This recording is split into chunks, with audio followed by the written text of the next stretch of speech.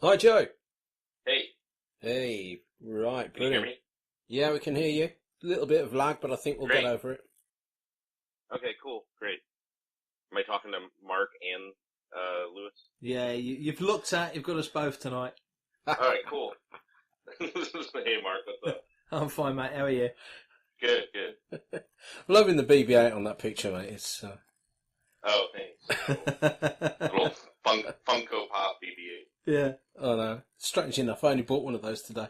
Really? Yeah, I Oh, know. World is mad, that's isn't funny. it? So how's it going anyway? Good, good. How you doing, Lewis? It's been a long time It's since been we a chatted, I think. Yeah, I think the last time we talked face to face was back in 2007. Good grief. Yep.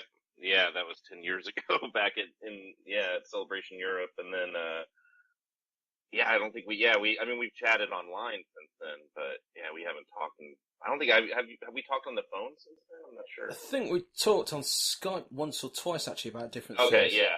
Yeah, Okay. we did an interview for the Lightsaber website, and then there was one that was done for. Was the one done for That's right. Jedi That's News? right. I think there was, yeah. Yeah. Yeah, So that's right. yeah, so it's good to hear your voice again. Anyway. Yeah, yeah, good to hear you guys. Yeah. Well, so what have you been up to recently? Um, a lot of traveling. I've been all over this year, all over the place. So So yeah, things are slowing down a little bit right now. I've got two more shows coming up this year. One next weekend, and then New York Comic Con next month, and then I'm done for until March. So that'll be when I make as much art as possible in that time. okay, and what are you working on at the moment? Well, actually, right at this moment, I'm working on a Game of Thrones print for New York Comic Con. Right. So that'll be an exclusive piece that I'm doing just for the event, and it'll be a big print. It's like it'll be like a lithograph. It'll be like 18 by 24. So Wow. it's got pretty much all the main characters, at least all the surviving main characters up to this point, pretty much. So. Yeah, I saw a picture on Facebook the other day. I think you were working on the Brienne piece. Yeah, I'm working. Well, yeah, Brienne, and I haven't posted her yet, but the funny thing is, I just finished painting her today. I think the last one I posted was the Hound, and then then I did Arya. Yeah, I got Arya done. It was the Hound you and posted. That was it. yeah, Was it? yeah, the Yeah. Hound, yeah. I'm So not going to just ask how Mark got the hand mixed up with Brienne. yeah. Yeah. That's all right. I'm getting ready to post Brienne though. So I'm just basically posting little teasers. But the funny thing is, like, those aren't the completed. Like, those are the mostly painted versions. But I'm gonna go back and add even more rendering. When I'm done, sort of painting in all the characters, I go back and do my final techniques to it. So it'll actually look hopefully even cooler when I'm done. For those of us that are less technical, you draw with a screen, don't you? Rather than Yeah, yeah. Well, I mean, a lot of the art I've been doing the last few years has been totally digital. I mean, I still draw by hand,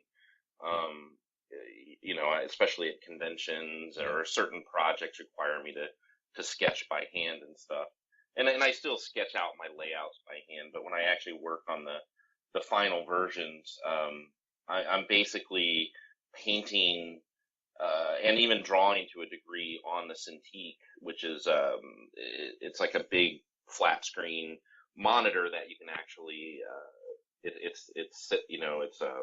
you can take a stylus and you can color and paint and draw right on the screen. And that's a Wacom device, isn't it? Yeah, Wacom. It's or I guess Wacom. I don't know. I never knew what. I don't know if it's Wacom or Wacom. I don't mean, I hear know. people. I think if Yeah, you're English, it's Wacom. If you're American, it's Wacom. Yeah, you know what? The funny thing is, I think we say it differently over here too. So I think I've heard Americans say it differently, and I never know what the correct pronunciation is. But yeah, I think I say Wacom, and some of my friends say Wacom. I'm like, okay, whatever. Yeah, so it's a product made by them, and it's called a Cintiq. And I've been using my iPad Pro also, which has some software which links. You can basically link up your iPad Yeah. Pro to your iMac or to your desktop, whatever computer has Photoshop or whatever programs you're running, Yeah. and you can basically use the iPad and the Apple Pencil, and basically I can color and paint on my iPad Pro. So it's kind of cool. So, and I can do some things. So I can do some technique things a little bit differently on the iPad Pro. That's a little bit different than painting on the Cintiq. So there's subtle things, but it's just that little bit of difference that I'm sort of exploring right now. So it gives you the adaptability to walk around whatever project you're working on at the time. Yeah, sort of, pretty much. Yeah, I mean, at least as long as I'm connected to my Wi-Fi in my apartment, and then I can. Yeah, I'm trying to become more mobile. Some of the stuff I work on, the files are so huge, so it's kind of hard to because I'm traveling a lot for conventions and Comic Cons. So it's like I try to take work with me, but it's like there's only so much I can really do away from home. So. What's your preference then? Do you prefer the old pen and ink and the way that it was for so long, or has this been quite liberating, learning all these different techniques? Because I know the interfaces are different for different devices and such. Is it a steep learning curve? Are you enjoying that? Yeah, I mean, that's a good question. I would say, I mean, I'm always gonna. It always sort of breaks back down to drawing by hand, and ideas come from sketching. So that's always part of the process, even though I'm working primarily digitally. But at the same time, I'm really enjoying going fully digital for my artwork because it is liberating. It's exciting. It's I've been drawing pen and ink and pencil and traditional techniques my entire life. That's how I was trained, but that's also how I'm able to do the digital things that I do because I can draw upon, pun intended, I guess. I can use that knowledge as a traditional illustrator, and I can adapt that digitally because you still have to know techniques. You still have to know color theory. You still have to know. You still have to know how to draw for the most part. I mean, a lot of newer artists are just going straight digital. I mean, you can sort of get around to a certain degree. If you're painting over photos and stuff, you don't really need to know how to draw. But still, I mean, you kind of do need that knowledge so that. I mean, a lot of times I'm working for photo references, but the photos aren't exactly what I need.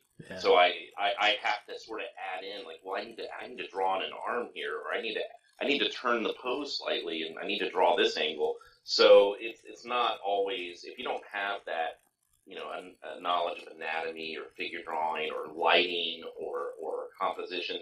Again, that all comes from just years of drawing and sketching by hand and studying life drawing and not just always cartooning or drawing comic books. So it really. To do digital art, I think you still have to know the basics pretty well. Which brings me round to my next question, and that is, how did you do such an amazing piece of art for that Leia homage? That was just amazing. It even got on television, didn't it? Yeah, it got it blew up pretty big when I posted it. I knew. I guess when I did it, I knew fans were going to respond because I was happy with it, and I'm a fan, especially I'm like a huge Star Wars fan. So when I do something and I feel as a fan like that turned out really cool, then I feel confident that the fans are going to like it. What I didn't know was it was just going to blow up as big as it did. So it really, when I posted it, it really took off, and actually the timing was interesting because. The whole concept, I'll just give you a little history on the piece. Basically, Denver Comic Con commissioned me to do a piece of Carrie Fisher tribute art because she was supposed to be a guest at Denver Comic Con this summer. She was scheduled to be a guest before she passed away. And so as sort of a gift to all the volunteers at Denver Comic Con, the promoters wanted to do something.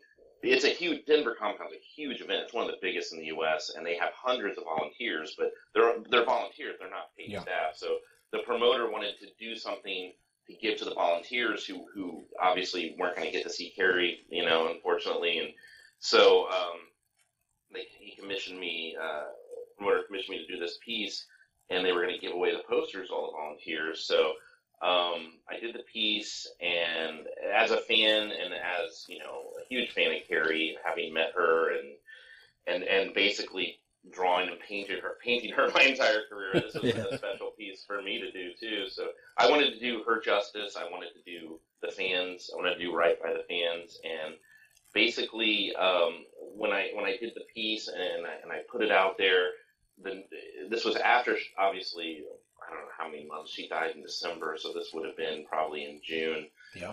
When the piece went, and around that time they had just announced the details of her passing, the toxicology report, and all that. Yeah. And there was a lot of negative press.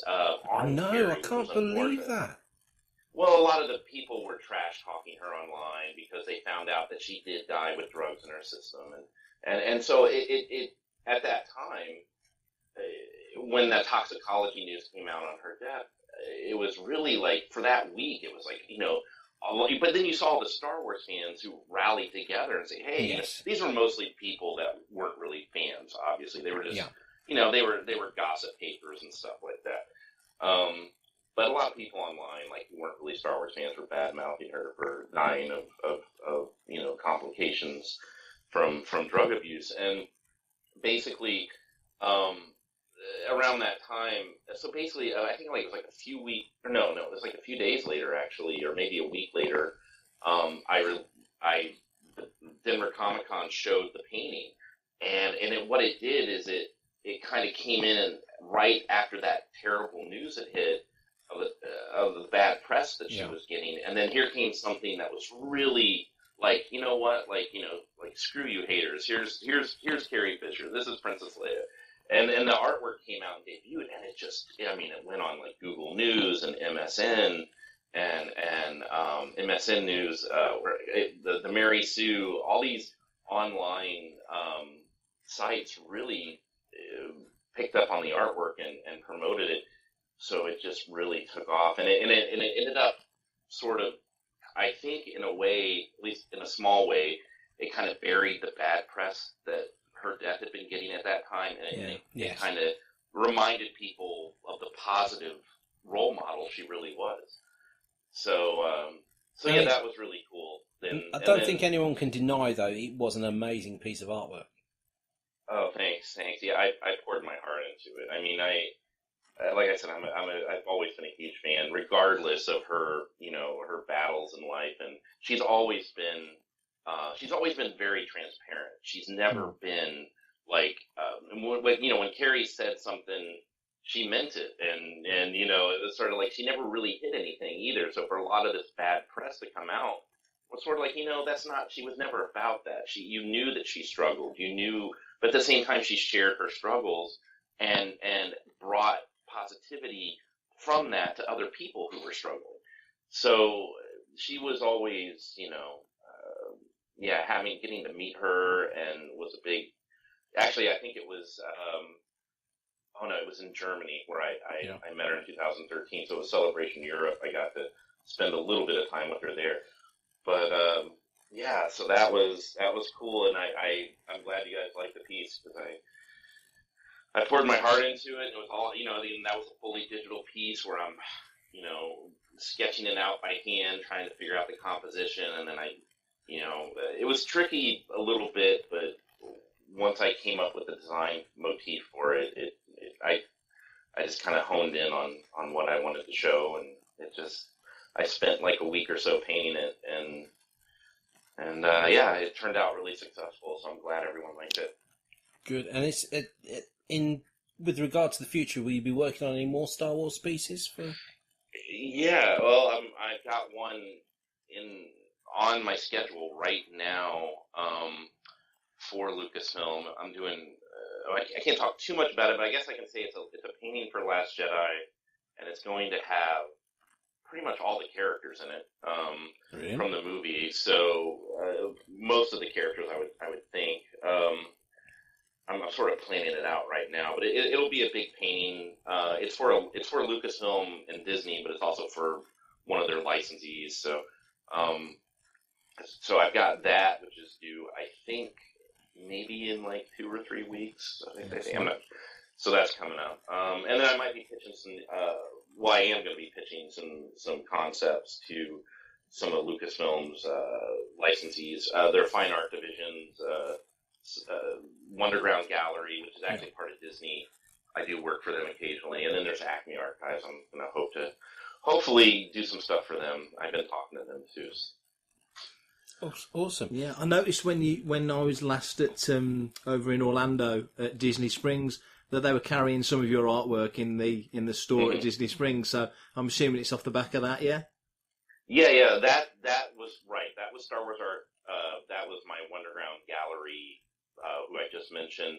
They are the fine art division for Disney. So that was Star Wars art that was created directly for Disney. I mean, it goes through the Lucasfilm approval process, but Disney, having the Star Wars license, they occasionally commission me to do artwork that's exclusive to the Disney parks. Yeah. So I did some Rogue One paintings, which debuted at Star Wars Celebration Orlando. So those were, when you were at Celebration, if you went over to Disney Springs, which is part of Disney World in Orlando, you could go into some of the shops and you could actually buy these paintings I did for Rogue One.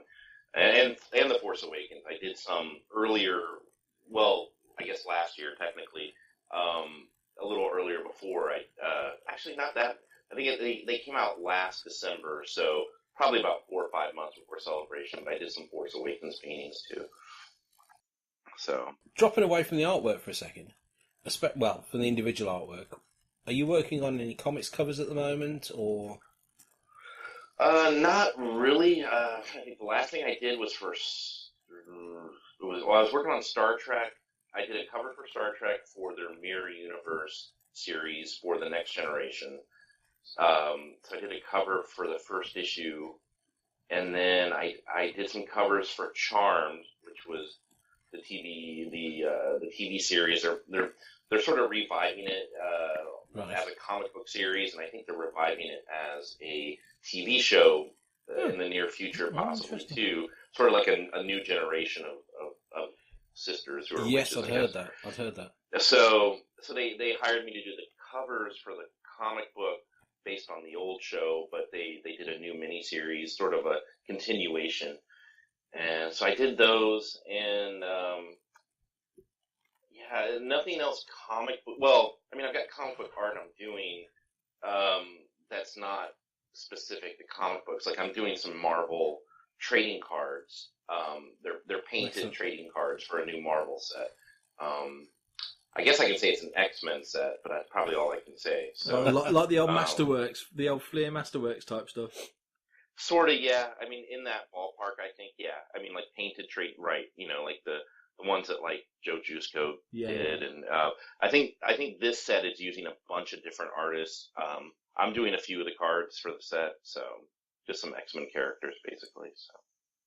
And given the choice, do you, I mean, as an artist, is there any particular genre you like to work on, or are you just an all-round guy nowadays? You know.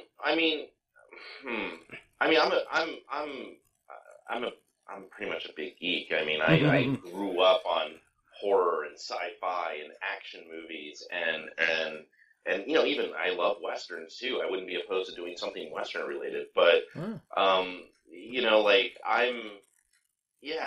fantasy. You know, I love Lord of the Rings. You know, I love Game of Thrones. That's why I'm doing this painting right now. Awesome. So it's, I guess, if I had, and superheroes, obviously, too. I grew up on superhero comics. But, I mean, Star Wars and comic books are sort of what inspired me at a young age to draw and create. So, I know Star Wars isn't a genre, per se. It's a mixture of all those genres I just listed. But and that's why I always gravitate. That's why I pursue Star Wars work, because that's my passion. Number one passion, but then, you know, like, it's nice to, as a fan of all these other genres, I like trying my hand at other things, and I always use what I learned in Star Wars. It always informs, like for example, this Game of Thrones painting I'm doing. Yeah. A lot of what I learned illustrating Star Wars and painting and designing and creating Star Wars art, I'm applying that to my Game of Thrones painting. So, like, even even the color theory, even the composition, even like things I've just picked up, even doing Star Trek art. Even. So it's like I'm sort of taking all those years of that, saying, well, I'm going to try some of those tricks into this painting, and sometimes it's successful, sometimes it's not, but mostly I'm just sort of building off the last thing I did and applying it to whatever is new. But I like working in all genres. I guess sci-fi might be a favorite, I guess, because of Star Wars and Star Trek. I mean, I tend to go after that work the most, or that's what I'm known for, but really I'm open to anything. I love horror and everything else. So does that mean might be a chance we'll see some Orville-based artwork in the near future? Nice. Funny thing is, I just talked to CBS yesterday, my licensing contacts there, and I'm like, hey, I got invited to the premiere in LA, but I'm like, I'm in Ohio, which is pretty far away, and it was sort of they just sent me, hey, you want to go to the premiere, and come on out. And I'm like, oh, it's like short notice. The premiere's like next week. I'd have to buy a plane ticket. Like if I lived in California, I'd be there in a heartbeat. But I'm like, that's kind of last minute, and flights are going to be really expensive. I'm like, I don't think I can make it, but I would love to go, So I was talking to them about Discovery and oh, you said Orville. I know we're talking. Yeah, I know. I'm sort of like mixing up the two all of a sudden. Don't worry. It's quite understandable. It's quite understandable. No, because I know. I'm like thinking I've got Discovery in my brain because of CBS, but Orville. I don't know. The funny thing is that's another. I know Brandon Braga. I've worked with him, and he's the producer on the show. Yeah. It's sort of his baby. So you never know. Like I worked with Brandon on Star Trek Hive back in 2011, and we still stay in touch. So I should probably hit him up and say, hey, you need artwork for the Orville. We'll see what he says. I still haven't seen the first episode. I've heard mixed things. It's hilarious. Yeah. Yeah, I like Seth MacFarlane, and I like that. I like that it's an homage to Star Trek, but it's also something new. So I really want to see the first episode. I'm totally curious. Well, without spoiling it too much, it's nothing like the trailers. No. Oh, really? Okay. No. Don't go in expecting it to be quickfire like the trailers. The best analogy we could make is if you imagine a humorous episode of Next Gen, it's that, but just dialed up a couple of notches. It actually feels very much like a Star Trek episode. It's really good. Oh, wow. Yeah, cool. Yeah. Like I said, some of my friends really liked it, but then a lot of the online reviews are really trashing it. So I'm like, it doesn't matter. I'm going to be honest, I trashed it first of all, but then I've seen it 4 times since then, and I've got to admit it's really good. So yeah. Oh, good. Well, Brandon does some really good shows. I mean, he's put out some good shows over the last few years. So I'm definitely curious to see the premiere episode and hopefully catch the rest of the series. Yeah, because the next one's on tomorrow, isn't it? Yeah. Yeah, I think it is. Yeah. And then, as I was going to say, in a couple of weeks' time, or is it less than 2 weeks' time? We've got 2 weeks. Discovery. Yeah, right. And that's what I'm sitting here thinking. You asked me about Discovery only because I just talked about. I have Orville and Discovery sort of mixed up in my brain at the moment, but Discovery. Right. I just talked to CBS, and I'm excited for that show. And I'm like bugging hopefully not bugging, but I'm sort of nudging my contacts and licensing, like, hey guys, I really want to do something for Discovery. Like, is there anything like licensing artwork? So they're like, oh yeah, we'll keep you in mind. And there might be something down the line here soon, but I'm excited for it. I mean, I know it's got a lot of hardcore Trek fans, upset. They're taking liberties.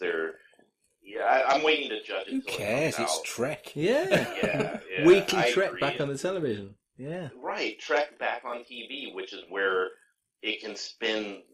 It's not going to be the attention. I mean, I love the movies. I love the new movies. I love the J.J. Abrams produced films, but they're sort of the attention deficit version of Star Trek. It's like here's the rock and roll version. That's the brilliant way of putting it. Actually, yeah, it is. It's like the rock and roll version. Yeah. Yeah, and which is cool because Star Trek does have those aspects, but and the characterizations are spot on. I mean, Chris Pine is great, Zachary Quinto's great, Yeah. Carl Urban's amazing. So it's sort of like, yeah, I love those movies for what they are, but Trek, in order to at pure Trek at its core, is so much more than what those movies can really. Yeah. That for the amount of time those movies have, they can't really go as deep necessarily, and plus they don't have the benefit of having those actors together for a long period. Like the TV show really established all those actors, so they're just sort of going off the Cliff Notes versions of all that, which makes it harder for the movies to really. It's really hard to judge them fairly, I think. Yeah. But a new TV show with Trek, I'm ready. Bring it. I mean, I know it's going to take liberties with continuity. I know it's going to take liberties with design, but you have to sort of let go. Like you did with the movies. You have to all right, just hopefully it's good. Hopefully we can enjoy it. Well, they're spending crazy money on it. I heard they're spending like $8 million an episode on it, like stupid money. Yeah. Well, I know back in the day, TNG episodes were back in they were the late 2 million. 80s. They were like $1 million or $2 million an episode. I mean, and that back then that was very expensive for a television show. I don't know when they cancelled it. When it didn't get cancelled, they ran it for 7 years. Yeah. And Paramount actually said they wish they'd kept it going because even though it was costing them more and they'd re-upped with the contracts because they all signed 6-year contracts, they made more money in the 7th season as a company, Paramount did, than they'd ever made on any of the previous seasons. So I think they wanted it to carry it on. I think it was only because Patrick Stewart was ready to move on and do something else. Yeah, it's kind of hard to do the show without him, but I mean, that's pretty amazing. $8 million an episode for Discovery. Yeah. That's unreal. But I mean, it makes you wonder, okay, well, if CBS can do that for Star Trek, how about Disney steps up to the plate? We do that for Star Wars on television. Let's spend $8 million an episode on Star Wars TV. I've heard there's going to be a live action series. Yeah. I think I can't say one way or the other, but I'm sure we're going to get one at some point. Yeah. Yeah. Somewhere around 2019. Well, I think when we were all together at Celebration in 2007. George at Celebration 3 had mentioned it on stage, if I remember. So even then, when we were all talking in London all those years ago, it was a conversation piece. That was that was the Underworld series, which they were. Yeah, they were. That was definitely happening. I mean, there was.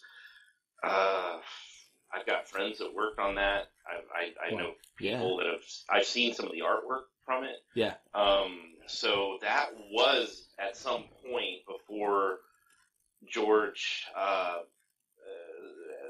decided to sell off Lucasfilm. I mean, that was something they were developing, and I think Rick McCallum and some of the other producers, or even Lucasfilm, was looking for, the right sort of network, the right place. I mean, it's before Disney bought Lucasfilm. I mean, Lucasfilm it's a movie studio. It's a big studio, but they just weren't big enough to really pull off something that massive for Star Wars on a regular basis on television without the proper support. So even though Lucasfilm technically that it's an independent studio. I mean, George ran that. That was his thing. So, but Disney is 100 times the studio power that Lucasfilm is.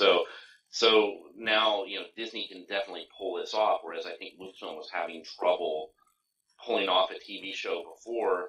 I think now it's going to be much easier for Disney to do. I don't know if it's going to be the same show. I mean, honestly, I doubt it. I don't think that. I don't know if it'll be Star Wars Underworld like they were prepping for TV before Lucasfilm was sold, but it might be something different. Yeah. I would like to say, I think they got quite a long way down the pike with that, didn't they? I think Doug Wheatley worked on it. We interviewed him on Radio 1138, and he talked a little bit about it, and it would have been fascinating. But I guess now, with technology being what it is, and the budgetary weight of Disney behind it, I suppose we can look forward to something even more exciting. So, yeah, I think so. I think Disney doesn't want to I think they'll want to do something new and fresh, and they're going to have their own ideas and their own opinions on where to take Star Wars. I mean, Lucasfilm still sort of steers the Star Wars boat, but Disney, is flipping the bill. So it's sort of like, I'm sure Disney is going to have some input on what they want for Star Wars TV, and it could be something like Underworld, or it's going to be something different, I think. Talking about Star Wars, have you heard any more about 2019 yet, Mark? Oh, about the parks? Yeah. Galaxy's Edge and all that, yeah. Oh, I haven't. Well, I mean, I haven't heard. I mean, I have some Imagineer friends who have worked on the park, but I mean, even if I did know anything, I probably wouldn't be able to say anything. I honestly, I don't know. I'm pretty much know as much as you guys on that on Galaxy's Edge. What do you think of what you've seen so far? Because obviously at D23 they showed that massive 50-foot model. I mean, just as a fan, that was tremendously exciting to see that, wasn't it? Yeah, that blew me away. I mean, it was just, I'm wondering how they're going to pull off something of that scope in Anaheim. I know with Orlando, they have the space. I mean, they have so much undeveloped property around Disneyland or Disney World in Orlando. They can keep developing and building off of Disney World, into the swamps and sort of refilling all that area. Disneyland Anaheim, they're sort of confined by their space. I mean, I assume it's going to be the exact same park. I don't think Galaxy's Edge will be any smaller or any different than the one in Orlando, but I'm curious to see how it develops over time, because, like I said, I think the Disney World one has the chance the opportunity to really, the Disney World version can really develop it and push it out if they want. Yeah. The Anaheim one's can be a little bit more confined, I think. But, yeah. But yeah, hopefully. I mean, I think the one. I don't know. I think Anaheim opens first, and then the Orlando park, Galaxy's Edge, opens like months later, 6 months later. Or something. That's it. Yeah, I think that. I mean, they've got all the same stuff in, from what I understand, but I think they're slightly different shape.